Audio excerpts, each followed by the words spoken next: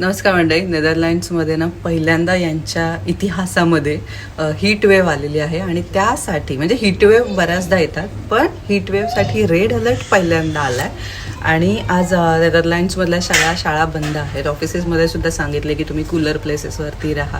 तर आमच्या कलिग्सने काय केलं, कूलर प्लेसेसवर राहा सांगितलं आहे ना, तर ते लोक ऑफिसलाच गेलेत. कारण की नेदरलँड्समधल्या घरांमध्ये फॅन नसतो, AC तर अजिबातच नसतो. खूपच रेअर गोष्ट आहे. आत्ता लोक आहेत ती AC विकत घ्यायला लागलेली आहेत. आणि इकडची जी घरं आहेत ना, ती हीट रिटेन करण्यासाठी बनलेली आहेत. म्हणजे या घरांमध्ये हीट जास्त राहते. म्हणजे आता आमच्या घरात सुद्धा 32 डिग्री टेम्परेचर आहे आणि पायाला पहिल्यांदा माझे चटके लागतात अक्षरशः, इतकं ऊन आहे.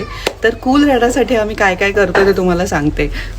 तर इतकी गरमी आहे, त्यामध्ये आम्ही झाडांना सगळ्यात आधी कूल ठेवायचा प्रयत्न करतो. कारण की आता सगळ्या झाडांना आमच्या फुलं आलीत आणि भाज्या येणार आहेत लवकर, पण या गरमीमुळे ते सुकू नयेत म्हणून. त्यानंतर सगळी झाडं जी आहेत ती सावलीमध्ये आम्ही मूव्ह केलेली आहेत, त्यांनासुद्धा पाणी देतो. आणि झाडांबरोबरच आम्ही जमिनीवरती सुद्धा थोडं पाणी टाकतो, जेणेकरून उष्णतेचा दाह थोडा कमी होईल. भारतात पण आपण हेच करायचं.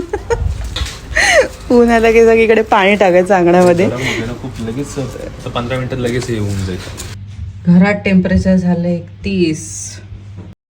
हे बघा, नेहमी घट्ट असणारं तेल सुद्धा आज वितळलेलं आहे. पहिल्यांदा बऱ्याच महिन्यांनी असं वितळलेलं तेल पाहायला मिळतंय मला. आणि तूप सुद्धा.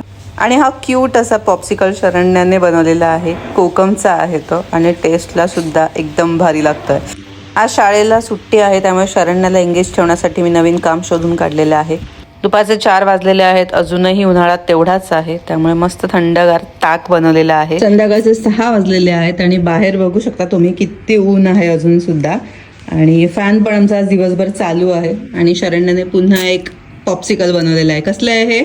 लेमनेड. बाहेर अजूनही 35 डिग्री टेम्परेचर आहे आणि कूल राहण्यासाठी आम्ही असे वेगवेगळे उपाय केलेले आहेत.